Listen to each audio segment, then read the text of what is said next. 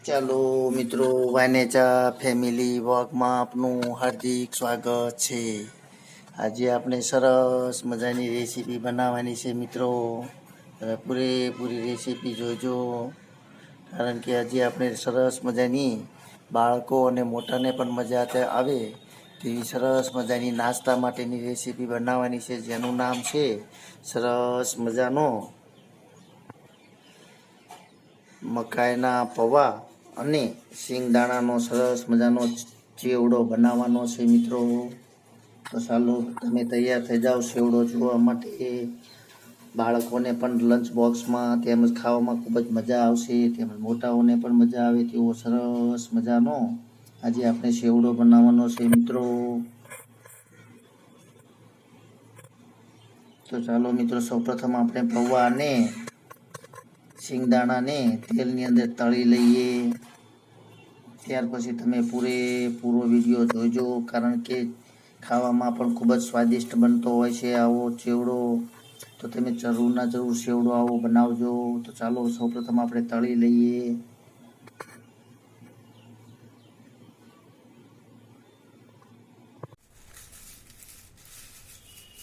ચાલો મિત્રો, સરસ મજાનો આજે આપણે મકાઈના પૌવાનો અને શિંગદાણાનો ચેવડો તૈયાર કરી રહ્યા છીએ મિત્રો. તમે પૂરેપૂરી રેસીપી જોઈજો.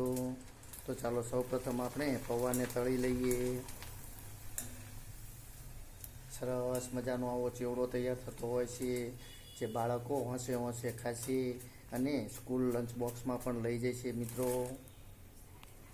અને આપણે સવારે નાસ્તાની અંદર પણ ખાવાની ખૂબ જ મજા આવતી હોય છે મિત્રો. તો તમે ચોક્કસથી આવો મકાઈ અને શીંગનો ચેવડો બનાવજો મિત્રો, કારણ કે ખાવામાં ખૂબ જ સ્વાદિષ્ટ અને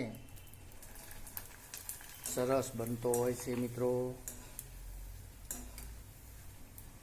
તો ચાલો સૌપ્રથમ આપણે બધા જ પૌવાને આ રીતે તળીને તૈયાર કરી લઈએ. ચાલો મિત્રો, તો આપણે હવે શીંગને પણ તેલની અંદર તળી લઈએ. સરસ મજાના પૌવા તળીને તૈયાર થઈ ગયા છે. સાથે સાથે શીંગને પણ આ રીતે તેલની અંદર તળવાની હોય છે મિત્રો.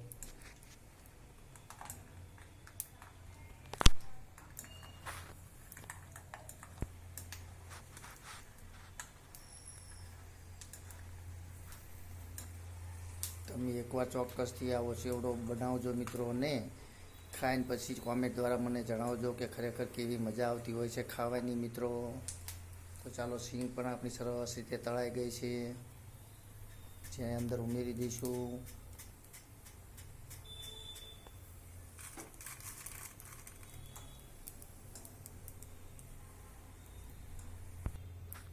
સ્વાદ પ્રમાણે મીઠું પણ ઉમેરી દઈએ.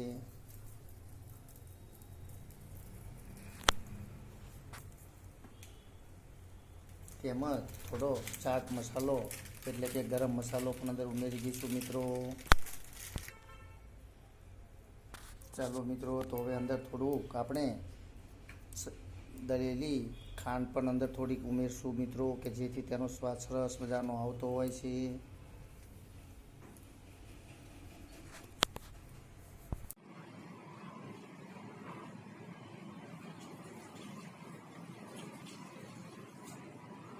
ચાલો મિત્રો, તમે જોઈ રહ્યા છો સરસ મજાનો મકાઈના પૌવા અને શિંગદાણાનો ચેવડો તૈયાર થઈ ગયો છે મિત્રો.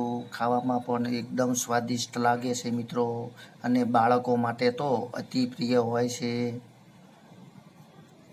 જોતાં જ આપણને પણ મોઢામાં પાણી આવી જાય તેવો સરસ મજાનો આપણો મકાઈના પૌવા અને શિંગદાણાનો ચેવડો તૈયાર થઈ ગયો છે મિત્રો.